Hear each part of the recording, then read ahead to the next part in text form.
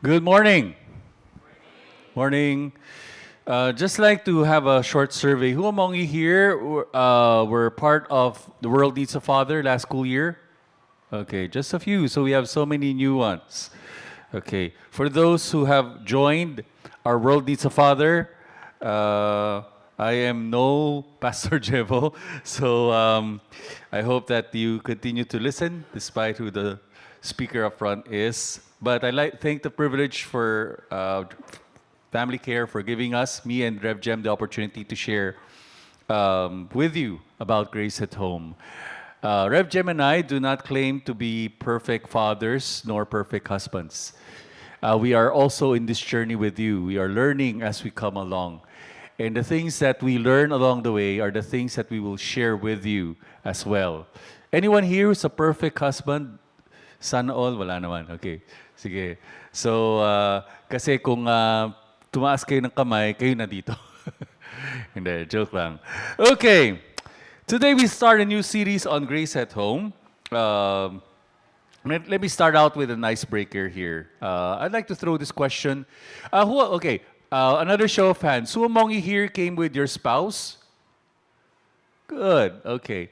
I know that there. Ano yun? I know that there are some of you who might find it difficult to bring your spouse for any situation. I do understand there are single moms or single parents here as well, so that's fine. But if you're married and if your spouse, parang may break sa, ano no, so they're fixing it. If you're married, yeah, it's there. Hello, hello, hello.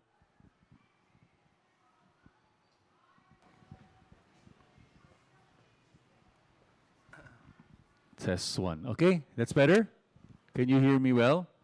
I think it has to do with something. Hello, hello. Okay. But if you're married and it's possible to bring your spouse, okay, then we would like to highly encourage you to convince them to come, okay? Because it would work best, although it would still work, but it would work best if both of you as a couple would join. We have enough room for everyone, so to speak. So while they're fixing this mic, I like to throw the question to you muna, and then they'll test the mic while you're doing it. If you're with your spouse, you can talk it over with your spouse. If you're not, and you're with fellow husbands or fellow wives, this question is this. What do you usually find yourself arguing about as a couple or arguing about in your family?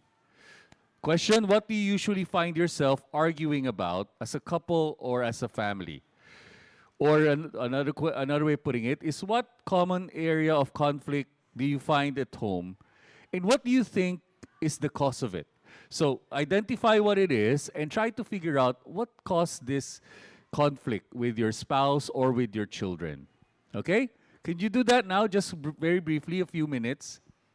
Go ahead. Just share it with your small group there. Okay, sige. Ayan, baka saan pa mapunta yung conversation nyo, no?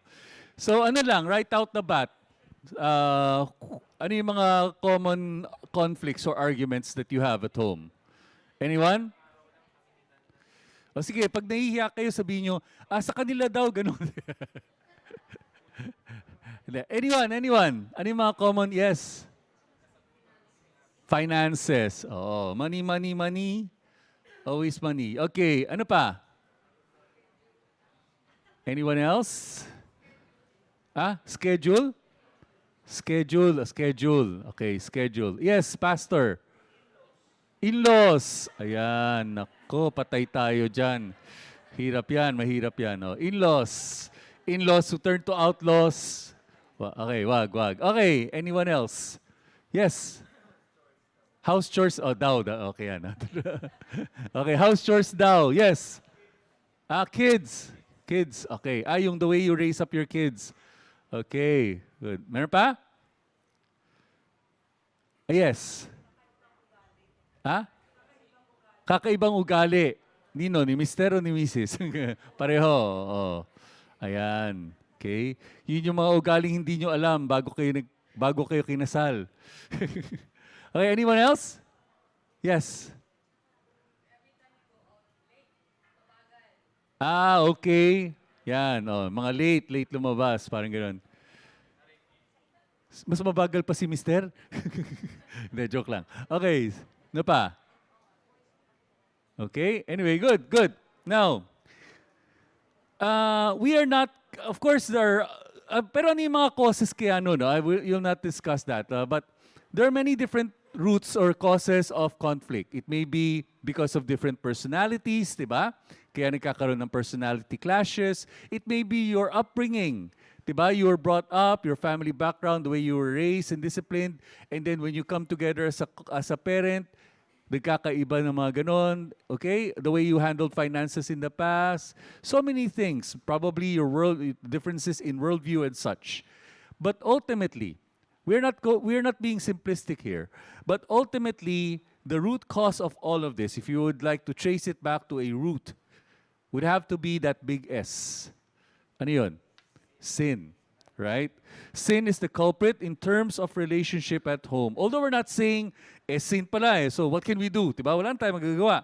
No, it's our purpose here to cause us to seek to understand what is the root of sin and what is its effect in our relationship and how can we replace sin with grace at home. Okay? So before talking about the entry into sin in the world, we have to really go back to the way it was. Diba? Lagi tayo nostalgic. So the time that it was. And looking back at the beauty of God's creation and how God intended families to be. How God intended marriages to be. And for that, of course, you have to go all the way back to Genesis chapter 1. Okay? Very briefly lang, Genesis 1. Remember how God created us? We created us in His image, according to His likeness. Verse 27 talks about how He created man in His own image. In the image of God, He created him, and then it says male and female. Could you do the slides? Sorry. Yeah. Okay. Male and female, He created them. Okay? Tapos sabi nga niya, be fruitful and multiply. We all know that. Okay? And then, what you find, eventually, as He created every beast of the field, every birds of the air, and then in verse 3:1, it says, and God saw that all He had made, and behold, it was very good, right? So think about this. I think you've heard of this na, no? When God created on the first day, second day, third day, He simply said, it was good, it was good, it was good. And on the sixth day, when He created man, He said what? It was very good. Yaman, tayo, sinho. Galing. Kulang na lang ganun. It's very, very good. Ang ganda. God's perfect creation was good. In fact, after creating man and woman, He said it's very good. God even had the perfect plan and design for marriage. And that's found in Genesis 2. We're all familiar with the story of Adam and Eve. Who among you are familiar with the story of Adam and Eve? Okay, good. Almost all of us are. But regardless of our background, we heard of that before. God created man in His own image. Genesis 1 records that. From the dust of the earth. And God created Eve from the what? From the rib of the man. Right? We find that in Genesis 2. God said it's not good for man to be alone. I will make him a helper suitable for him. Right? And out of the and then look at what He says. Verse 19, verse 20 talks about how He created the birds, He created all of the animals, and He called on Adam to name them each one. Right? And then probably when Adam was naming each one of them, and then he realized, wait a minute, all of them have partners, all of them have someone that they could relate to. Okay, and bear an offspring with. But why am I alone? Why am I different? Why am I alone? And so God created Eve from the woman, from the man. Okay, I like the term that He used there. He used the term fashioned. Okay, look at verse 22. I think it's there. Okay, and Yahweh God fashioned the rib which He had taken from the man. You know that's a beautiful word, right? In fact, when the Bible talks about fashioning and creating, the Hebrew word for that is the same word as dancing it into motion. It's like creating it, creatively creating it. So, wives, you were fashioned. Hindi lang kayo hinugot sa tadyang. Diba sa Tagalog, hinugot, parang sama, no? Parang hinugot ka lang. No, you were what? Fashioned. So, tell that to your spouse. I was fashioned. Diba? From your rib. When Adam saw Eve, Yan, sabi niya, he saw his destiny. Alam niyo ba ang unang-unang kanta ni Adam? Okay? Nung nakita niya si Eve, sabi niya, you smiled and that's how it all started. Diba? So it's you. I've been waiting for so long. Right? Diba? Ayan. Naalala niyo pa ba yun nung kinakantahan niyo yung mga misis niyo? Yan. Ngayon, sinisigawan niyo na lang, no? Okay? Genesis 2:23, the man said, this one is finally bone of my bones and flesh of my flesh. This one shall be called woman because this one was taken out of man. And then, of course, God did not just leave them as creations, perfect creation. But of course, he had a perfect plan together with it, right? Genesis 2:24, therefore a man shall leave his father and mother and cleave to his wife, and they shall become one flesh. And a man and his wife were both naked and were not ashamed. Right? Talagang, that is God's perfect plan. We see the beauty of God's perfect plan in marriage. In fact, in our third session together, we will see how marriage is living out God's covenant in the home. Diba? Pero ngayon, okay, sige, again, a show of hands. Who among you here have been married for 5 years or less? 5 years, okay. 10 years, okay. Who have been married for at least 20 years na? Meron. Okay. Ayan, patagal ng patagal. Meron pa bang 30 years? Okay, wala na. Meron. Okay. Ayan. Diba sabi nila, when you get married, talagang ang bonggang-bongga. Diba recently may kinasal? Sino ba yung kinasal recently? Yung artista, no? Diba ang ganda-ganda. Parang puro Facebook, puro sila na lang. Diba? Okay, tapos yung mga matagal nang kinakasal, pag nakakita sila ng mga prenup sa mga weddings, 'di ba? Tapos tumatakbo sa isip nila, so umpisa lang 'yan. What happened, right? What happened to God's perfect design for marriage? Natatawa kayo kasi alam nyo na the feeling or the what's that? The kilig, the romance, and everything. It's not like an everyday thing. And that's why marriage is more than just a feeling. It is a commitment. Okay? Pero wag naman tayong pumunta doon sa punto na, nagsasama lang kami dahil sa bata. Sagwa nun, diba? That's not good. Right? We're just staying together because of the kids. We just don't want to have a broken home. But whenever you're together, you fight and there's no sense of intimacy there. So the question is, what happened? Why are so many marriages failing? People say they fell out of love. Diba? Yung dati, ikaw ang lahat sa akin. Ngayon, ikaw na naman. Bakit ganun? Right? Well, we say sin is the root cause. Let's look at that. Sin entered the world through Adam and Eve's rebellion, disrupting God's perfect design. In fact, the number one thing there, if you have your notes, ito yung mga fill in the blanks, no? Number one, sin entered the world through the disobedience of one man. His name is Adam. Okay? We find that story in Genesis 3. Okay? Genesis 3 talks about how, of course, we all know the serpent, right? Satan, in the form of the serpent, tempted Eve. Okay, and we all know this. Let's look at that right now. Verse 1, now the serpent was more crafty than any beast of the field which God had made. Said to the woman, indeed, has God said, you shall not eat from any tree of the garden? And the woman said to the serpent, from the fruit of the trees of the garden we may eat. But from the fruit of the tree which is in the midst of the garden, God said, you shall not eat from it, and you shall not touch it, lest you die. And the serpent said to the woman, you surely will not die. For God knows that in the day you eat from it, your eyes will be opened, and you will be like God, knowing good and evil.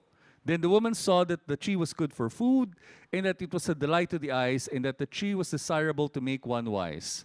So she took from its fruit and ate. She also gave to her husband with her, and he ate. And the eyes of both of them were opened, and they knew that they were naked.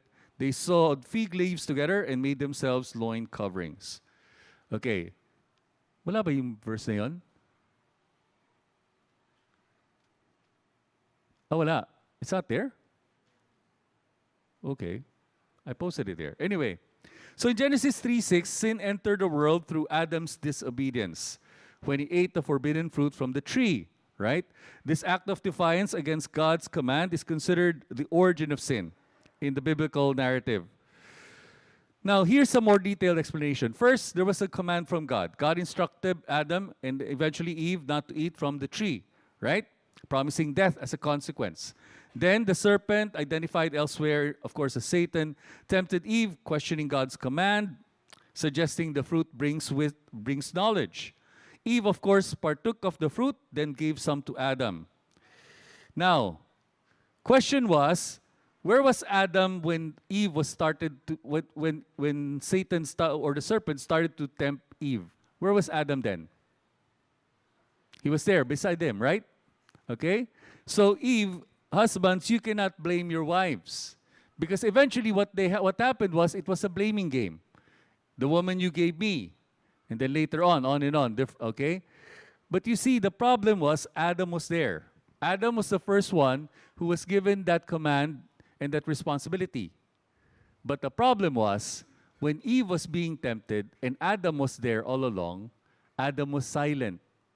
Kaya nga there's a Christian psychologist, his name is Larry Crabb. I don't know if you've heard of it, if you've heard or read the book called Silence of Adam. Okay, hindi Silence of the Lambs, movie yun, no? Silence of Adam. And the premise is this. The premise is basically, the silence of Adam, I think it's there, no? Is the beginning of man's failure. From the rebellion of Cain to the impatience of Moses, from the weakness of Peter down to my failure yesterday to love my wife well. It's a picture of a disturbing but revealing one. One of the nature of our failure. Since Adam, every man has had a natural inclination to remain silent when he should speak. Yan. Ito, I'm addressing this to me and to us men. Okay, men, husbands. Our problem is that we do not take on our role. We become passive, right? We become passive in our family. We don't take on the role of headship. And so sometimes what happens is there's a conflict in the way discipline is being handled. And that's the problem with Adam. He could have, right there and then, stood his ground and said to Eve, that is not what God told us to do. God forbid us to do that, right? But he did not.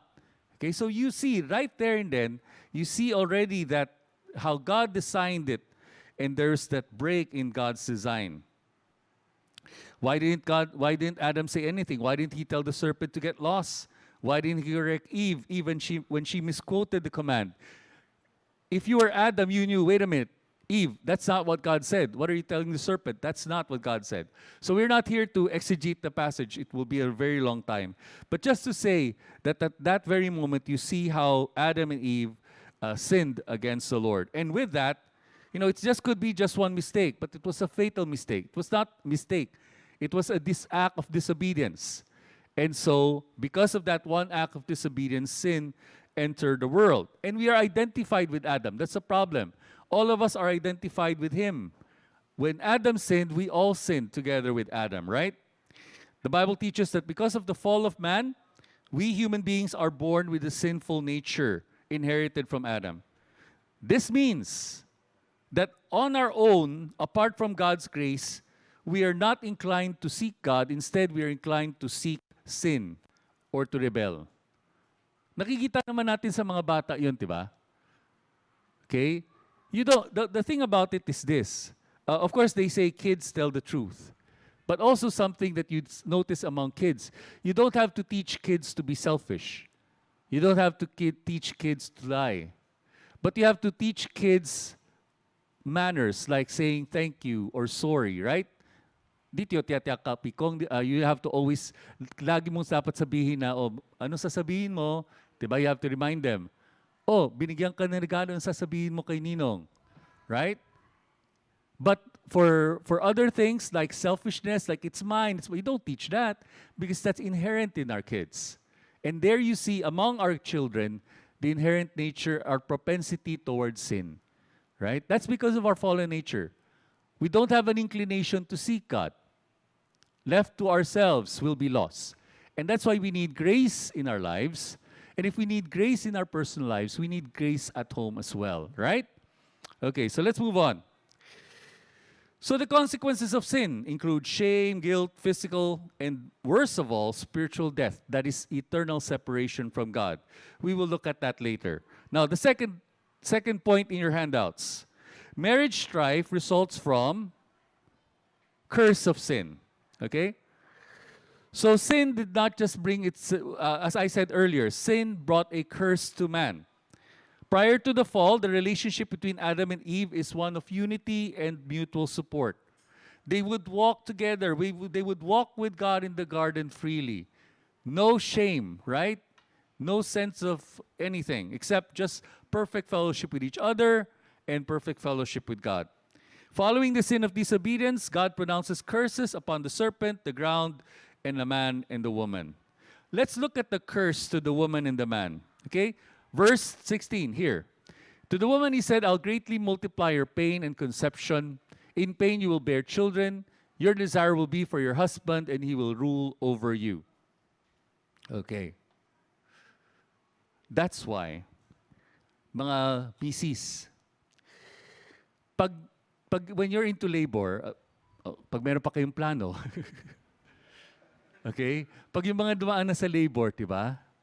Tapos dumadaan kayo sa hours of labor, tapos sinusumpa nyo yung asawa nyo, ikaw may dahilan nito, hindi totoo yun. Okay? Pareho yung ginusto yan. Hindi, pangalawa, Eve brought it upon herself, right? The pains of childbirth.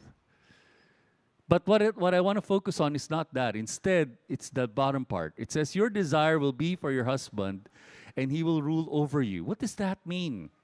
Your desire will be for your husband. Hindi yan yung parang, ay, gugustuhin mo yung husband mo. Hindi. That word desire is actually a desire to control. Okay? Do you desire to control your husband? Wala nga amin. Pero minsan, no, dahil siguro sa passivity ng husband, ako na lang, di ba? Hindi ka naman gagalaw eh, ako na lang lahat. Okay?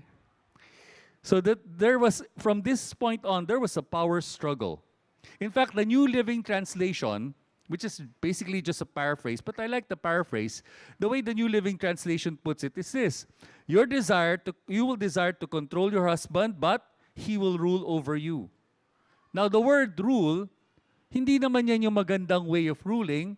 This is like ruling as to the degree of dominating, being harsh, instead of a loving, sacrificial leadership. The husband is called to a loving, husbands, we are called to a loving, sacrificial leadership. Diba? Husbands, love your wives as what? Christ loved the church. How did Christ love the church? Sacrificially. Pero because of the curse, as men, we want to dominate our wives to the point of not recognizing her identity, her feelings and such. And reverse naman sa role ng wives. Our wives find it difficult to submit. Instead, they want to control. Now, this is not a command. Okay, this bottom part, it's not a command, it's a curse. It's a consequence of the fallout of brokenness, not prescribing an order. This is the consequence of the curse of sin impacting our relationship. So what is the impact on marriage? So sin has corrupted that marital relationship. It brings struggle and tension instead of unity and love. Okay, so there's a change in dynamic. The man or the husband who was to lovingly care for and nurture his wife would now seek to rule her. The wife, okay, not wanting to be ruled by the husband, would try to wrest control from her husband. And so, this ongoing conflict. I don't know if you ever see that dynamic in your relationship. Okay, but there might be hints of that. And so, if you see traces of that in your relationship, then you need to talk it over as husbands and wives. The problem is we don't talk about these things, right? Nasasaktan na pala yung misis, the way the husband is trying to rule over him, wala pang sinasabi. Husbands naman, nafe-feel natin, teka, parang ina-under ako nito, pero ayaw mo naman magsalita. O yun, may nag-o. Hindi. Agreement lang yun. He's not saying na ano. Okay? So in the New Testament, God affirms His ideal relationship between a man and a woman in marriage. And that will be handled by by the way, we were introduced, ako tsaka si Rev Jem. We have another special speaker. Yan. Because on our third session, we will have Doc John himself. Okay? And where is he? Ayan, he will be presenting.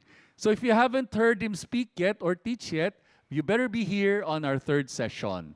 And that's a wonderful session because it's all about the covenant of marriage, diba? What is marriage all about? And how does grace come into the picture? Okay, so effect of sin in marriage. Next one. Okay, the effect of sin, of course, is selfishness, pride, and blame. Okay, you see that in your relationships. Okay, the sense of, ako yung husband diba? Hindi pwede yan, tinatapakan mo. That's pride. Okay, selfishness.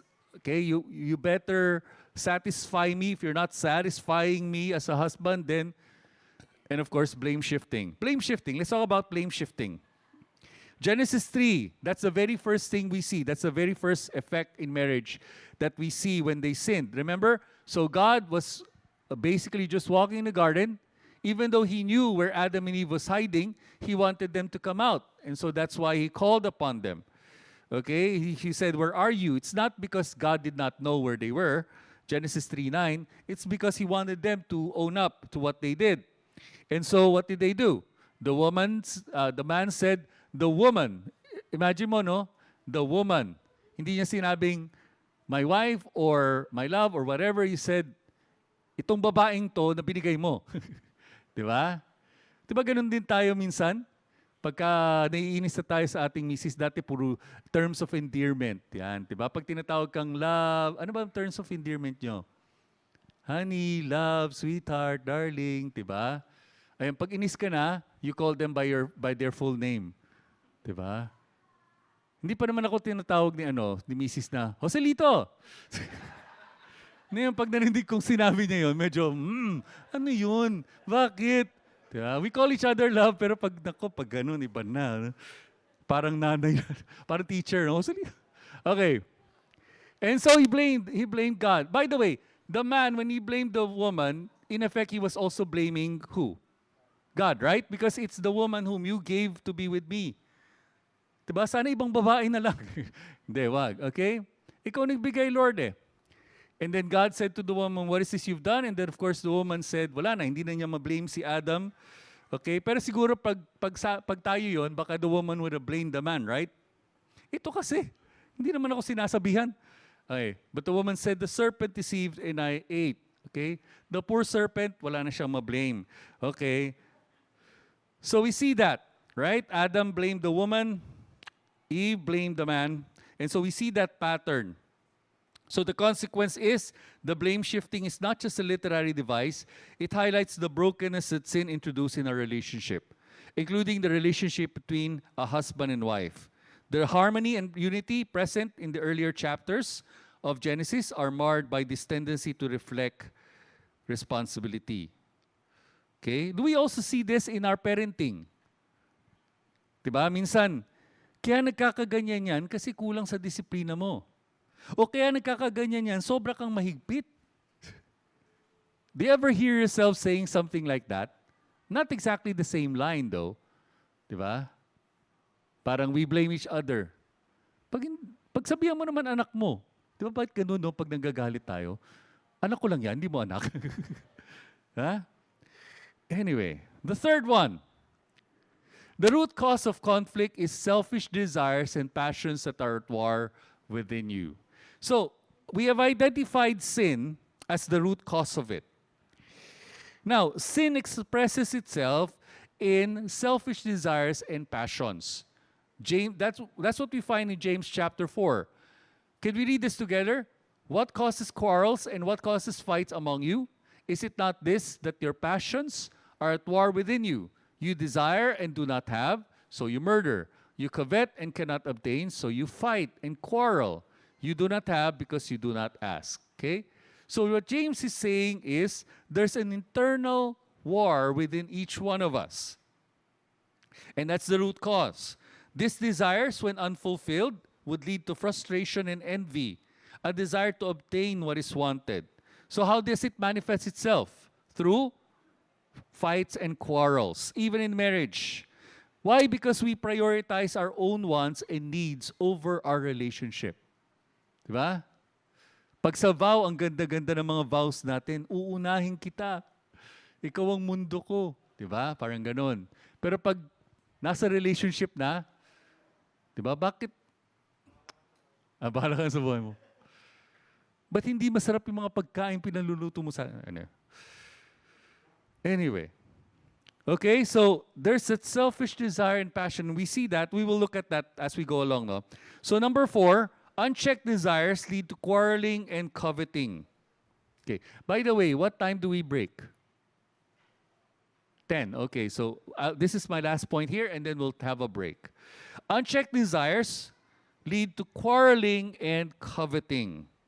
So our unchecked desires, when not properly managed within a marriage, can indeed lead to conflict and a tendency to covet. Okay, this comes from our inherent tendency to desire things, right? Now here's where the conflict lies. So we have unmet desires, whether for material possession, affection from our spouse, and if we feel that's not being met, then we fight. So couples may express their unmet needs or frustrations through what? Arguments, criticisms, or demands. Okay. So, look at that. Meron ba? Wala yun, no?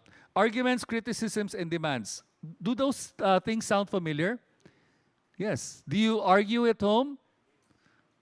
Do you tend to criticize each other? Okay? Probably you criticize by your words. Okay? But maybe we are not criticizing outwardly, but inwardly in our minds, we're already starting to criticize our spouse. Right? Or demands. We have demands, but the thing is, we don't express them. Right? And so we have these demands from our spouses that we don't share. We just expect them to know. Diba? Ang problema, hindi naman all-knowing yung mga asawa natin. Meron na pala tayong gusto, feeling natin, dapat alam mo na yun. Sa tagal natin nagsasama, hindi mo pa rin alam. Okay. Competing desires. Differences in desires between spouses, such as different lifestyles or spending habits, can lead to disagreements. Pwede ba yun? Okay? Ayun. So, sabi nga nila pagka pinagsama mo ang ano ba? Kasi, for example, ang pinakamatipid ata na people group sa Pilipinas, Ilocano. Tama ba yun? Kuripot lang ang Ilocano. Hindi. I'm not generalizing. Diba mga Ilocano raw, medyo, sino yung kabaliktaran? Hindi ko alam eh.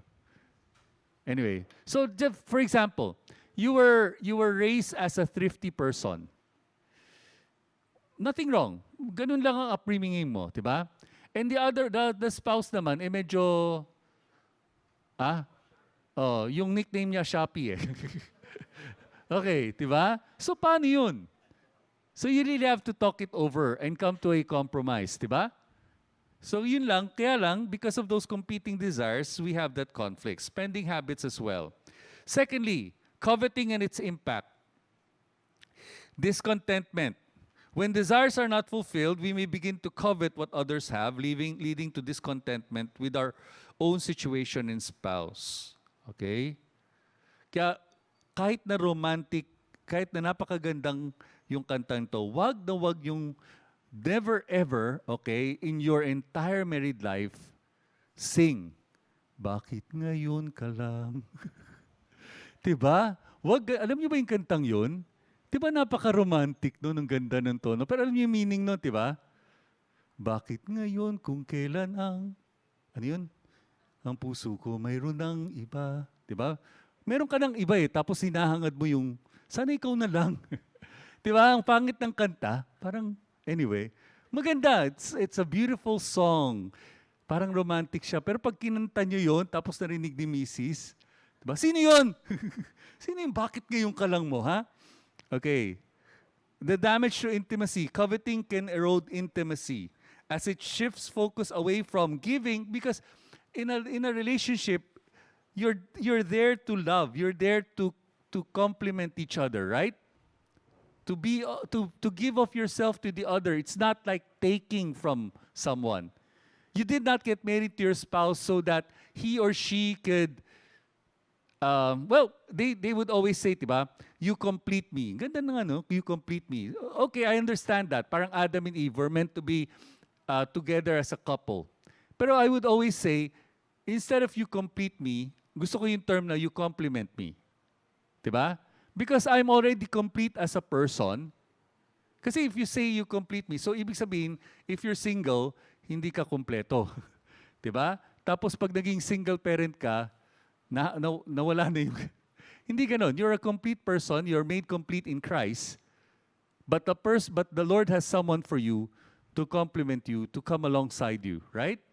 But your responsibility is to give to that person and not just to take. So, self-centeredness erodes the self-giving love marriage requires. Kanina binasa sinabi ni Revhem yung Ephesians 5. I think that will be tackled by Doc John, right? Is he around? Okay. Ephesians 5 will be tackled in our third session. It's all about yung design for marriage. Pero right out the bat pa lang, if you look at Ephesians 5, it's all about what? It's all about Christ's love. The love that you have for each other. In fact, it starts by submitting yourselves to one another. Although the highlight is wives submit to your husbands. But prior to that, God tells us to also submit to one another. And we are called to love each other. Okay? When sin leads to self-focus, it erodes that foundation of selfless, Christ-centered marriage because you begin to prioritize your personal desires and well-being over that of your spouse. Okay? So it's a battle between selfishness and self-giving or selfless love. Okay? So if you look at the dynamics of your relationship, let's say selfishness on one end and selflessness on the other. Where are you in that scale? Huwag mo na isipin yung spouse mo, ikaw na lang. From 1 to 10. I will not ask you to answer it out loud. But evaluate. Where am I in the selfishness and selflessness scale in terms of my marriage? Okay? So sin, by fostering selfishness, can create division and distance. A husband who is self-centered might not be fully engaged in the relationship, creating a barrier to intimacy. Nakikita natin yan yung husband. Pag feeling niya hindi ko nakukuha yung gusto kong matanggap sa relationship na to, ang tendency ng husband will withdraw. Okay? Instead of relating, communicating to the spouse, ano nangyayari? Go golf na lang, pag-uwi na Netflix na lang, wala na kayong usap-usap. Di ba? Nawala na yung sense of intimacy at all. Same could be told of the wife. Okay? So, impact on communication. A self-focused individual may struggle to listen to their spouse needs. Okay? Remember, I think it was tackled during The World Needs a Father, right? The emphasis ng father also to their wives and to their children. How we are to listen to our spouse's needs or concerns. Furthermore, a self-centered person may find it difficult to offer forgiveness. Why? Well, nasaktan ako eh. Bakit ako magfo-forgive? Again, self. The remedy, of course, is to embrace Christ's model of self-sacrificing love. Okay? Actively seeking to grow in grace, the grace of God, and forgiveness and humility. Okay? So we will have a break here. The next part is all about parenting. Okay, we're just barely touching the surface here. We're looking at the root right now. You might say, paano yung mga practicalities? If you look at your handouts, let's look at our handouts.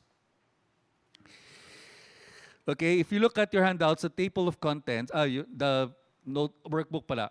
Table of contents, you find that eventually, as we come along, we will be talking about cultivating a culture of grace at home, role of husbands and wives, of parents, even of the church, and engaging with teenagers, finding hope. These are the topics that we will discuss. So we're touching on the root and then moving on to practicalities. Are you with us here? Okay, but we have to find out the very root of it. Okay, because we cannot just touch on surface issues. Kasi ano lang eh, iba lang yung upbringing mo eh. Yes, those are factors, but we have to consider the very root of it. Okay, let's go now to, where are we? Number 5, okay? Number 3, effects of sin in parenting. Number 2, okay? Now, parents often react sinfully to their children's... So, it's not only that conflict happens that sin causes conflict in our marital relationship, but also brought down to our relationship as far as our kids are concerned. Parenting. Diba kanina when I asked about conflict, lumabas din about yung kids, okay? Schedule with kids, raising up kids and all. So, yeah, it poses a lot of challenge. Again, we could say, well, it's just a matter of different upbringing because I was brought up by medyo free, liberated parents. The other one, my spouse was brought up in a very strict, like tiger mom thing. Well, it could, of course, we don't, what do you call this? We don't belittle that. We know that that plays a factor as well. But again, we go back to that root of it all.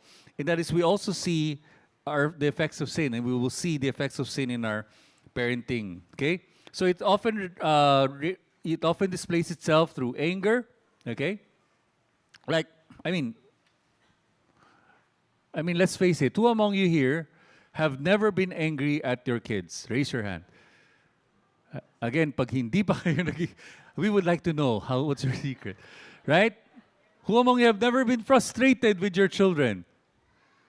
Okay, so why is that? Because again, children inherit the sinful hearts as well. They don't become sinful when they grow up.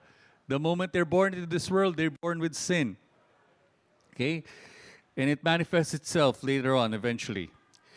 So, parenting challenges, number 5. This is number 5 in your handout, in your book. Parenting challenges reflect the reality that the heart is deceitful. That's the blank there, deceitful. And we quote that from Jeremiah 17, verse 9. The heart is more deceitful than all else and is desperately sick. Okay? Actually, in other translations, it's not just sick, it's wicked. Okay? Desperately wicked. Who can know it? Who can understand the heart? See, that's the bottom line. The problem is, sometimes we say, I know myself, right? But the thing is, can you deceive yourselves as well? Agree? Yeah. Because even if there are times when we practically say, I don't have any problem. Lanyasyong si Aniko, tipet what? Tipet ti huadin katyang, especially in a Chinese setting, right? We always say, wala namang kaming problema. Hindi na nga kayo nag-uusap mag-asawa. Wala kaming problema, okay lang kami. Di ba? And that's why we never face the problem. It's very difficult. Why is that? Because of shame, right? Binsi, right? Face. Very Asian. We don't want others to know. And as a pastor, I struggle with that. I struggle with that. I've encountered families who struggle with that. Yung bang, they would come to you and they would say, Pastor, sa'yo ko lang sasabihin, ganito, ganyan. And then I would say, if I could I refer you to kasi very deep-seated na yung kanilang marital issues. And I said, could I refer you to someone I know who's really into marital counseling? Parang ganyan. Of course, as pastors, we do counseling as well. But pag very deep-seated na, sometimes we may refer them. And usually the answer is no. Diba? Stigma. Stigma. Bikitse, to look for a counselor, baka kung may problema sa isip. Another is shame. And they don't want anyone else to know. And so problem is, pag no one else will know, tapos you don't want to for any accountability, how would you solve the problem? By the way, in line with that, kasi baka makalimutan ko, no, dito ko na rin i-announce. There's actually a ministry called Asian Center for Couples and Families. Okay, I don't know if you've ever heard of that. It's a ministry where they provide retreats for families. Any of you have ever heard of Asian Center for Couples and Families? Okay, it's an inter-Chinese church ministry focusing on families. They have special retreats for couples lang, and then they have family retreats as well. Usually, one of their speakers usually is Pastor Jonathan Bansuelo, if you know him. So he's a regular speaker. The reason why I'm pointing that out is because they will be holding a marriage enrichment retreat, special edition, for hurting married couples. Okay, I'm announcing this but I'm not putting anyone on the spot. So meaning if you are hurting in your marriage, then we would like to recommend this. But I know it's difficult. I know the challenges. So, of course, you will not raise your hand. Can I go? But if you are interested, I can refer you to someone. It will be held at Quest Plus Conference Center, Clark, Pampanga. It is uniquely designed to minister to married couples currently experiencing relational distress, emotional disconnection, or other forms of brokenness in their marriage. Okay? So again, this will be kept confidentially, but if you know someone or if you personally are going through any of this and you feel that you really need a break in your schedule as a couple and you might want to hear about this, then do let me know, okay? So secretly, privately, okay lang, I understand. Now going back. Because the heart is deceitful above all things, we can pretend nothing's wrong, but then our heart, unless we take time to reflect on ourselves, then we might miss it out, okay? Jeremiah 17:9, by saying that the heart is deceitful, underscores that even well-intentioned parents can be influenced by their own deceptive hearts. This could lead in what? Self-deception, emotional reactions, lack of objectivity, and we have the need for humility. There's inconsistency in discipline. Okay. Have you ever found yourself being inconsistent in disciplining your children? Diba? Minsan, oo, no? And the kids are quick to pick up on that. And that's why they get confused as well. Okay? And also, sometimes they find that yun na nga, diba? Parang iba yung discipline ng papa sa mama. So, I think we tackled that in The World Needs a Father, that as a couple, you should be one in terms of how you discipline your children, right? Hindi pwedeng alam ng anak mo, pag gusto ko to, kay papa kasi ayaw ni mama to. Pag ginawa ko to, avoid ako kay mama kasi no way, right? The kid should know that papa and mama are one in terms of their rules of the family, in terms of their discipline. So self-deception, we might rationalize our actions, justify it, right? Hindi, ganun lang talaga eh. Emotional reactions. Deceitful heart can lead to emotionally driven parenting. A parent can react harshly to a child's misbehavior due to personal frustration rather than responding with calm and measured discipline. Agree? Diba? We find ourselves like that, especially after a hard day's work and then nakita mo yung child mo doing something wrong. And then you bring that emotional baggage into the home, patay. Lack of objectivity. A parent's own heart can cloud their judgment, making it difficult to see situations with complete objectivity. That's why there's a need for humility. We recognize the heart is deceitful, and it's a call for humility in parenting. Let's admit it. Okay, we're all in the learning process. Okay, none of us have made it and know everything about parenting. And so, because of that, we also need to extend forgiveness. Right? The belief in original sin can foster humility in us, encouraging us to acknowledge our own flaws and seek forgiveness. Is it okay for a parent to say sorry to their children? Yes, right? Okay, hindi pwedeng yung mentality natin, anak ko yan, pag nag-sorry ako, mamaya, they might think I'm weak. Hindi, pag tama, and you are very harsh, and you see that it is just right to say sorry, then at least your child will know, this is a model for me. That when I'm wrong, I also need to say, I'm sorry. And I realize my dad is not perfect, my mama's not perfect, but they're worthy of my respect precisely because of this. Okay? And now, that's why we need to seek God's grace. That's where grace at home comes in. Because, let's admit it, it's very difficult for us to parent. And so, how do we cultivate grace at home, right? So, number 4, the universality of sin. Both parents and children are affected, ultimately. And so, Romans 6:23 reminds us that all have sinned and fallen short of God's glory, right? All have sinned and fall short of the glory of God. Okay. Eventually, we will share all about the gospel with you. But right out the bat, we have to recognize that we are all sinners, right? If you're a believer, you say, I'm a sinner saved by grace. But if you haven't reached that point yet where you acknowledge that you're a sinner, then I hope that this lesson will help you to realize that ultimately I am a sinner and I need God's forgiveness. And you can come to the Lord to ask for forgiveness. And He will forgive you. He will cleanse you of your sin. Okay? And He can come in. He can be your Savior. But I also encourage you to make Him the Lord of your life. Okay? Now, how do we address sin in marriage and parenting? Okay, let's move on. Okay, here, Romans 5:12 says, therefore, just as through one man sin entered into the world, and death through sin, and so death spread to all men because all sin, right? This is how sin runs deep. As I said earlier, we identified ourselves with Adam, and so Adam sinned, we all sinned with him. Okay? That is just the way it is. Moving on. So we have seen so far how sin disrupts marriage and parenting in Genesis 3, particularly blaming and all, how there was, because of that, there was a conflict in their intimacy. They now were aware and were ashamed even of themselves. Conflict comes from sinful desires. We have seen that so far.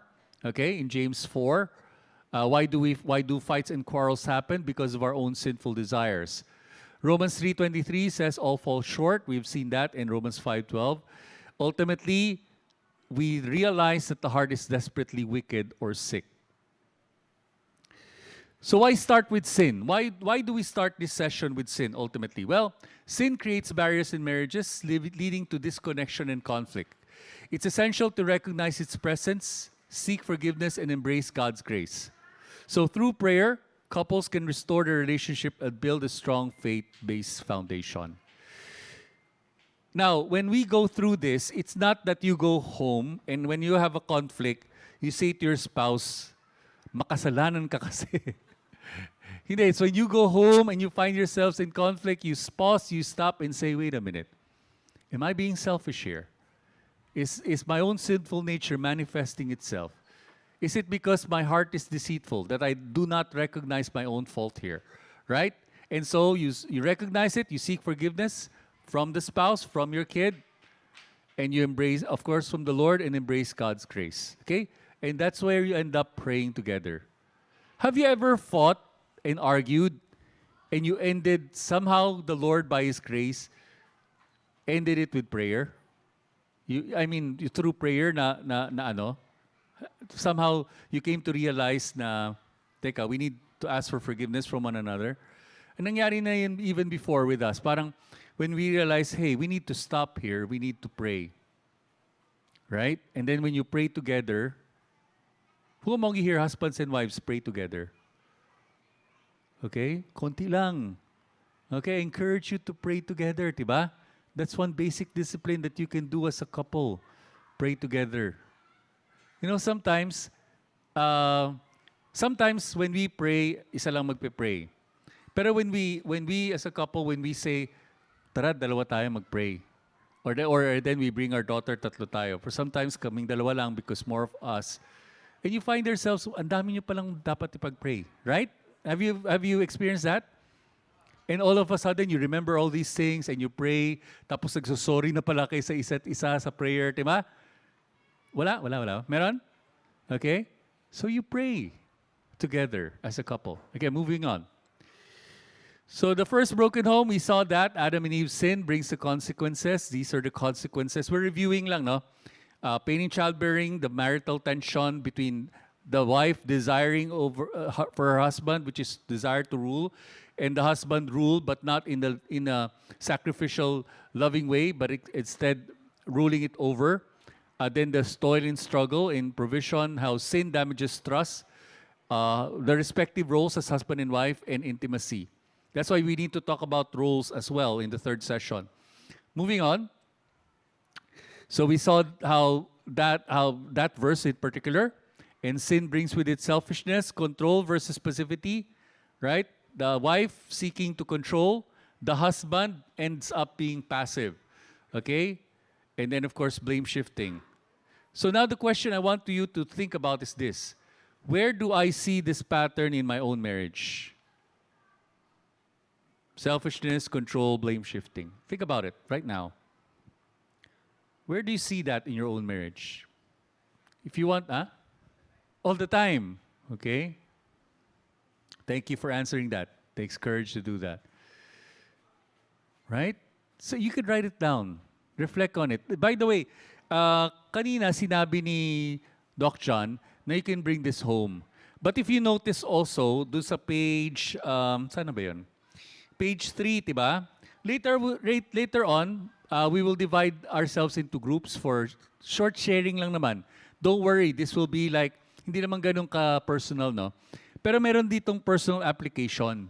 So if you intend for us to safekeep this, we encourage you to take a picture of this page so you can continue to discuss these questions together as a couple, as a family, and then do the personal application. Okay ba?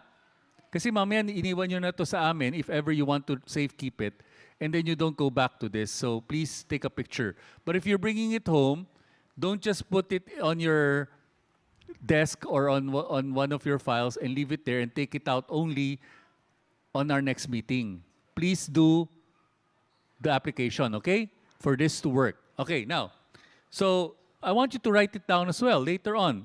Where do I see this pattern? Talk about it amongst yourselves as husband and wife. Right? Love, where do we see this pattern? Meron ba to? Okay? Again, wag naman yung blame shifting. Oo, nakikita ko sa'yo, selfish ka talaga eh, diba? Ikaw nga, ano eh. Hindi, walang ganun ha. Hope not. Okay? Just, it's more of me. Okay? Parang, love, I recognize na sometimes I tend to be selfish, no? I withdraw this from you or what. Okay? Move on. Ano next? So parenting under curse, pain, childbearing, child rearing, parents may idolize obedience, okay? They force obedience to the children. Of course, we also expect obedience from our kids, but not to the point where we just demand it, but we don't live in a way that allows them to really obey us. Lash out in anger against them. Again, we see this also often in our parenting. Okay, and children, okay, moving on from there. So we've noticed, where do fights come from? Your passions are at war. Okay, conflicts are not just circumstances, they come from the heart. Okay, so why do conflicts happen? It's not just brought about by circumstances. Nagka-conflict lang ako kasi, tumaas ang boses niya eh, parang ganon. Yes, those are factors, but ultimately they come from the heart issues. Okay, next. Okay, so we see this. So every family needs grace because every heart needs change. And we will tackle about grace next meeting, September. September. Next slide. Unchecked desires lead to quarreling. These are the points na meron kayo, no? Parenting challenges reflect the reality the heart is deceitful. Romans 3:23 reminds us all have sinned and fallen short of God's glory. Okay? So, recognize that there's sin in the family. Examples for the spouses. Yan. Silent treatment. May nag-amen na naman. Okay? How many of you use that method, silent treatment? Oh, bobits up di. Pero to that point, wala ka ng pera, wala na akong magagawa, wala akong allowance sa gitna. Okay? Nagging. Wala nag-amen. Natakot eh, no? Wala. Pride. Okay. Lahat tayo may pride. Defensiveness. Diba? Defensiveness. Diba? Okay. Parenting. We throw our frustration through anger, trying to control our kids. The opposite of that is being passive naman. Diba? Parang, hindi ko na makontrol yung kids ko. We become so passive, we let them be. Or favoritism. Children, they manifest sin through their disrespect, okay, disobedience and manipulation. So, what is the solution to that? Encourage honesty and confession and not blame. Again, it's not to blame the other, but to encourage honesty and confession. So, the only way to cultivate honesty is to not blame, not to be judgmental, but to be open to restore, open to forgive, open to change, right? How can the husband confess? Eh, alam niya the moment he confesses, or how can the wife confess? Alam niya yung husband, okay, walang mangyayari. Okay, next. So, this is where we address sin. How do we address sin in marriage? To break the cycle, it is important to acknowledge and repent. Okay? Couples and parents must first acknowledge their own sin, seeking forgiveness and making amends where possible. So, couples, examine your hearts and confess your sins to one another. Now, this is very difficult, especially in couples, no? But we are really encouraged to do that. Okay? Acknowledge it. Like, as simple as saying, you know, love, honey, love, sweet, whatever. You know, I recognize that I have been too harsh for you. I have, you know, been so caught up with work. I've neglected, you know, and all. Could you forgive me for that? Or the wife would say, you know, I tried to take control of this family because I see you're passive and all, whatever. Okay? But, oh, by the way, this is something on the side lang, on the side.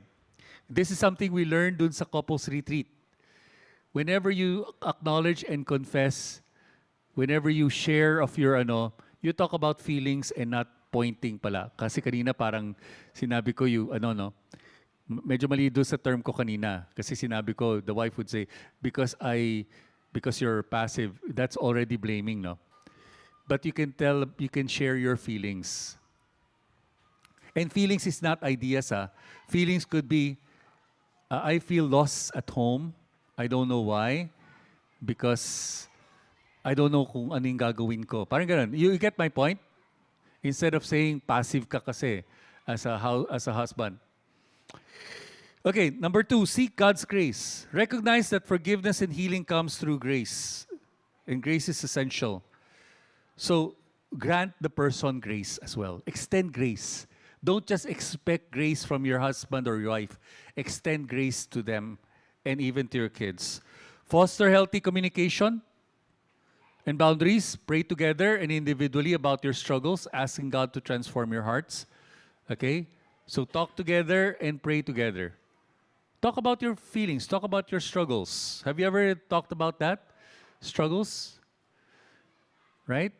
You're supposed to be intimate to each other, right? And so what does intimacy mean? It means you can share your deepest hurt and deepest pain and feel not judged, right?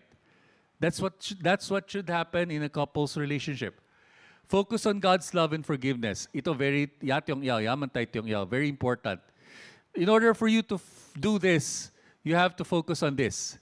Because left to ourselves, we would rather retaliate than forgive. Tama?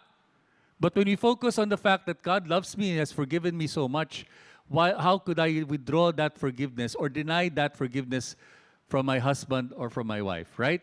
So create an environment where individuals feel safe to acknowledge their mistakes and work towards healing. Okay? It starts from you as a couple. Diba? Kaya nga, bumubukod tayo Leave and cleave, right? So that as a couple, you can, with the Lord as the only third wheel, okay, or the center of your marriage, not the third wheel, the center of your marriage, He is the only one who can restore that. Okay, and I will end with these reflections, okay, which is for your discussion. And Doc John, we will lead us in our discussion group. But again, these are the questions, no? Where have you seen selfish desires distort your response to your spouse? How does understanding your own sin change the way how you see theirs? And what does real repentance look like in your home? So I hope that in your small groups, there will be confidentiality, there will not be blaming, and there will be grace.